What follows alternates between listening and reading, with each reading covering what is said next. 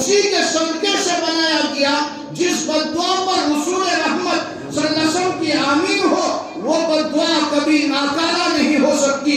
وہ بد دعا ہر اس انسان کے لیے ہے جو نام پاک سنے، اور نام پاک سننے کے بعد رسول رحمت صلی اللہ علیہ وسلم پر قیامت کے صبح تک آنے والا مومن درود نہ پڑھے، یہ بد دعا ہر اس مومن کے لیے ہے۔ پھر رسول رحمت صلی اللہ علیہ وسلم نے فرمایا کہ دوسرے پائے مبارک پر میں نے پائے ناز رکھا، جبرائیل نے بد دعا کی، ہلاکت و بربادی ہو، خاک آلود ہو اس کی زندگی، خاک آلود ہو اس کی موت، جس نے ماہ رمضان کا مہینہ پایا اور وہ اپنی مغفرت نہ کرا سکا، جبرائیل نے بد دعا کی، میں نے اس پہ آمین کہا۔ آج کے زمانے میں رمضان کا مہینہ آنے سے پہلے ہی مومنین بہت سارے بہانے ڈھونڈتا ہے۔ ہر مومن کوئی نہ کوئی بہانہ تلاش کرنے کی کوشش کرتا ہے، کس طرح میں رمضان کے روزے سے بچ جاؤں، کس طرح میں رمضان کی بھوک اور پیاس لگنے سے بچ جاؤں، کس طرح مجھے دن میں روزہ افطار کرنے کا حکم مل جائے۔ طرح طرح کے سوالات سامنے لائے جاتے ہیں۔ مولوی صاحب میں بیمار ہوں، روزہ نہیں رکھ سکتا، مولوی صاحب مجھے یہ تکلیف ہے، میں روزہ نہیں رکھ سکتا، مولوی صاحب مجھے ڈاکٹر نے منع کیا ہے، اس کے روزہ نہیں رکھ سکتا۔ بہت سارے ہیلے بہانے یہ صاحب ایمان کرتا ہے، لیکن صاحب ایمان کو یہ سمجھنا چاہیے کہ صاحب ایمان اس سال ماہ رمضان کا مہینہ ملا، آئندہ سال ملے گا یا نہیں ملے گا یہ مجھے اور آپ کو معلوم۔ اس سال ملا ہے، لوٹو رب کی رحمتوں کو، اس سال ملا ہے، لوٹو رب کی مغفرت کو، اس سال ملا ہے اپنے رب سے نارے جہنم کی آزادی کا پروانہ لے لو۔ نہ جانے آئندہ سال رمضان ملے گا یا نہیں ملے گا، نہ جانے یہ رحمت والا مہینہ ملے گا نہیں ملے گا، نہ جانے یہ برکت کا مہینہ ملے گا یا نہیں ملے گا، نہ جانے یہ جہنم سے آزادی کا مہینہ ملے گا یا نہیں ملے گا۔ یہ مہینہ مجھے اور آپ کو ملا ہے، الحمدللہ رب العالمین۔ لیکن اس کی ناقدری کرنے والا خاک آلود ہو اس کی ناک، خاک آلود ہو اس کا چہرہ، خاک آلود ہو اس کی زندگی۔ یہ میں نہیں کہتا، یہ جبرائیل کی بد دعا ہے، اور اس بد دعا پر رسول رحمت صلی اللہ علیہ وسلم کی آمین شریف ہے۔ جس دعا پر رسول رحمت صلی اللہ علیہ وسلم آمین فرمائیں، وہ بد دعا کبھی رد نہیں ہو سکتی۔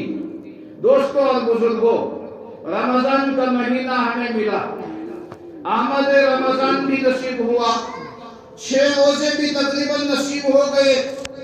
شہر رمضان الذی انزل فیہ القرآن، یہ مہینہ قرآن کا ہے، قرآن کی کما حقہ کوئی نہ کوئی تلاوت ہمیں نصیب ہوئی ہوگی، لیکن رمضان کی جو رحمتیں حاصل کرنے کا بہترین موقع میرے اور آپ کے پاس ہے، کیا وہ موقع ہم اپنے ہاتھ سے دلوا رہے ہیں یا اس موقع کو ہم بہترین بنا رہے ہیں؟ اس کے بارے میں ہم سب کو سوچنا ہے۔ رمضان کا مہینہ رحمت کا مہینہ ہے، اس رحمت کے مہینے میں کہیں ایسا تو نہیں میں صبح کو سحری کھا رہا ہوں، دن بھر بھوکا پیاسا رہ رہا ہوں، صبح کو نیت بھی کر رہا ہوں کہ اللہ میں تیرے لیے روزہ رکھتا ہوں، تیری رضا کے لیے رکھتا ہوں۔ تیرے نبی محمد رسول اللہ صلی اللہ علیہ وسلم نے ہمیں ایک فرمان سنا دیا ہے، الصوم لی وانا اجزی بہ، روزہ میرے لیے اور اس کی جزا بھی میں دوں گا، یعنی پروردگار دے گا۔ اس لیے پروردگار ہم نے روزہ رکھا، شام تک ہم بھوکے پیاسے رہے، شام کو افطاری کی، دن بھر میری زبان کا روزہ رہا یا نہیں رہا، دن بھر میرے کانوں کا روزہ رہا یا نہیں رہا، دن بھر میرے ہاتھوں کا روزہ رہا یا نہیں رہا، دن بھر میری آنکھوں کا روزہ رہا یا نہیں رہا، دن بھر میرے جسم کے اعضاء اور جوارح کا روزہ رہا یا نہیں رہا۔ اس کے بارے میں ہم سب کو غور کرنا ہے۔ زبان کا روزہ، کانوں کا روزہ، آنکھوں کا روزہ، ہاتھ پیر کا روزہ، جسم کے اعضاء اور جوارح کے روزے، کیا ہم نے اسلام کے قواعد मुताबिक रोजा रखा या मन चाही अंदाज में रोजा रखा कि भूखा और प्यासा रहो, घर वालों को खुश कर दो, लेकिन जुबान का गलत इस्तेमाल करते रहे, कानों का गलत इस्तेमाल करते रहे, आंखों का गलत इस्तेमाल करते रहे, जिस्म के आज़ा और जवाने का गलत इस्तेमाल होता रहा। रसूल रहमत सल्लल्लाहु अलैहि वसल्लम का इरशाद है, आपने फरमाया कुछ रोजेदार वो होंगे जिनको सिवाय भूखा और प्यासा रहने के कुछ भी हासिल नहीं होगा, सिवाय भूखा और प्यासा रहने के कुछ भी हासिल नहीं होगा। वजह क्या होगी? मुहद्दिसीन लिखते हैं सुबह को सहरी खाई होगी, शाम को अफ्तारी करेंगे, लेकिन दिन भर जुबान से गीबत की, दिन भर जुबान से मुनाफकत की, दिन भर जुबान से बहतान तराशियों में लगा रहा, दिन भर चुगलखोरी करता रहा, आंखों का जिना करता रहा, कानों का जिना करता रहा, हाथों का गलत इस्तेमाल करता रहा, इसके आज़ाद रोजेदार नहीं रहे, इसको सिवाय भूखा और प्यासा रहने के कुछ भी हासिल नहीं होगा। ये मैं नहीं कहता, तिरमिज़ी शरीफ की रिवायत है, फरमाया रसूल रहमत सल्लल्लाहु अलैहि वसल्लम ने कहा इसका रोजा सिवाय भूखा और प्यासे रहने के कुछ भी इसको हासिल नहीं होता। ये मोहम्मद रसूलुल्लाह का फरमान है। आज हम सारे के सारे रोजेदार हैं, अल्हम्दुलिल्लाह। रोजेदार रहने के बाद मेरी जुबान रोजेदार है या नहीं है? मेरी जुबान और मेरे कान आज के जमाने में बहुत ज्यादा इस्तेमाल होते हैं, और कैसे इस्तेमाल होते हैं और किस अंदाज से इस्तेमाल होते हैं। इंसान अपने आप को बड़ा चालाक समझता है, इंसान अपने आप को बड़ा अक्लमंद समझता है, इंसान अपने आप को बड़ा चालाक और तवाना समझता है, लेकिन जब बेदरेक जुबान का इस्तेमाल करता है, इस जुबान के इस्तेमाल से इसको रोजे का सवाब नहीं मिलता, बल्कि जिसके खिलाफ जुबान का इस्तेमाल होता है उसके नामे अमाल में आपका रोजा चला जाता है। नबी अलैहिस्सलाम ने फरमाया कुछ रोजेदार वो होंगे जो रोजा रखेंगे लेकिन रोजे की हालत में गीबत करेंगे, रोजे की हालत में गीबत करेंगे।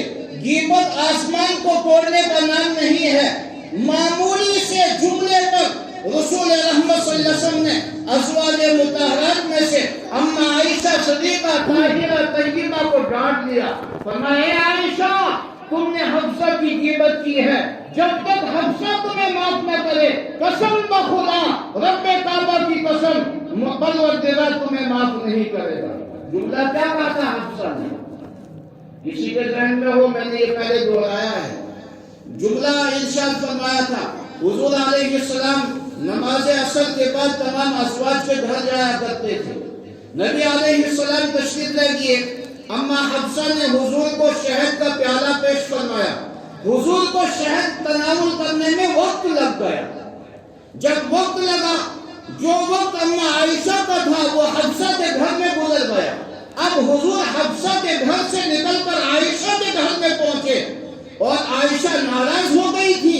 आयशा ने फौरन फरमाया, या रसूलुल्लाह सल्लल्लाहु अलैहि वसल्लम अभी तक कहाँ थे? हुजूर ने फरमाया हफ्सा के घर में था। आयशा ने जुमला इस्तेमाल फरमाया तुम्हारे लिए तो हफ्सा ही काफी है, अब मेरे घर में क्यों तशरीफ लाए? इस जुमले पर रसूल रहमत सल्लल्लाहु अलैहि वसल्लम फरमाया, ए आयशा जब तक हफ्सा माफ नहीं करेगी, आयशा तुम्हें परवरदिगार माफ नहीं करेगा, तुमने हफ्सा की गीबत की। हमारे नजदीक कोई बड़ा जुमला है ये? हमारे नजदीक कोई बड़ा जुमला है? और जब हम अपनी जुबान का इस्तेमाल करते हैं और फिर रोजेदार होकर इस्तेमाल करते हैं, तो हम अपनी जुबान का बेदरेक इस्तेमाल के साथ न जाने कितनी और कितने लोगों की कीमतें करते हैं, न जाने हमारा रोजा किन किन के खाते में चला जाता है, किन के गुनाह क़यामत के दिन मेरे नामे अमल में आएंगे। क्योंकि रसूल रहमत सल्लल्लाहु अलैहि वसल्लम का फरमान है, क़यामत के दिन कुछ लोग आएंगे ओहद पहाड़ के बराबर नेकियां लेकर। ये मिसाल दी जाती थी, नबी अलैहिस्सलाम ओहद पहाड़ से बहुत प्यार रखते थे। فرمایا کرتے تھے احد پہاڑ کو مجھ سے محبت ہے، مجھے احد سے محبت ہے، لوگوں احد پہاڑ جنت کا پہاڑ ہے، احد پہاڑ کو مجھ سے محبت، مجھے احد سے محبت، لوگوں احد پہاڑ جنت کا پہاڑ ہے۔ اس لیے ہم بھی جب جاتے ہیں اللہ ہم سب کو نصیب فرمائے، بار بار مدینہ نصیب فرمائے، مدینے کا دیدار نصیب فرمائے۔ جب ہم بھی جاتے ہیں تو ہم بھی احد پہاڑ کے دیدار کو جاتے ہیں، شہدائے احد کے مزار کے قریب جا کر فاتح پڑھتے ہیں، اللہ سے کہتے ہیں اللہ یہ تو محفوظ عن الخطا صحابہ تھے، یہ تو بخشے بخشائے ہیں، اللہ ان کے صدقے سے ہماری بھی مغفرت فرما۔ کہتے ہیں یا نہیں کہتے؟ اللہ آپ سب کو بھی احد پہاڑ کا دیدار نصیب فرمائے۔ لیکن بزرگوں دوستو، رسول رحمت صلی اللہ علیہ وسلم نے مثال دے کر سمجھایا، فرمایا احد پہاڑ کے برابر نیکیاں لے کر کچھ لوگ قیامت کے دن آئیں گے، اور جب حساب و کتاب شروع ہوگا، اب یہ احد پہاڑ نیکیاں لے کر، احد پہاڑ کے برابر نیکیاں لے کر آنے والے لوگ، ان کو حقوق مانگنے والے جن کے حقوق ان نے غصب کیے ہوں گے، ضائع کیے ہوں گے، وہ مانگ رہے ہوں گے، تو مانگنے والا جب آئے گا تو اس کے پاس کچھ دینے کو نہیں ہوگا سوائے نیکیاں۔ کافر کیا ہوگا؟ کافر اس کی نیکیوں میں سے حق والوں کو حق دیا جائے گا، اور دیتے حق والے آتے رہیں گے، ان کو اس کی نیکیاں دی جائیں گی، یہاں تک کہ اس کے پاس ایک بھی نیکی باقی نہیں رہے گی، اور حقوق والے ابھی نیکیاں مانگ رہے ہوں گے۔ آج کے زمانے میں ہم سمجھتے ہیں جس کی ہم نے غیبت کی اس تک ہماری بات کہاں پہنچ سکتی ہے، لیکن یہ کبھی ہم نے غور نہیں کیا جس کی ہم نے غیبت کی، جس کی ہم نے منافقت کی، جس پر ہم نے بہتان تراشیاں کی، جس کے بارے میں ہم نے چغل خوریاں کی، اس سے معلوم پڑے یا نہ پڑے، قیامت کے دن پروردگار میرے سامنے سارا رجسٹر کھول کے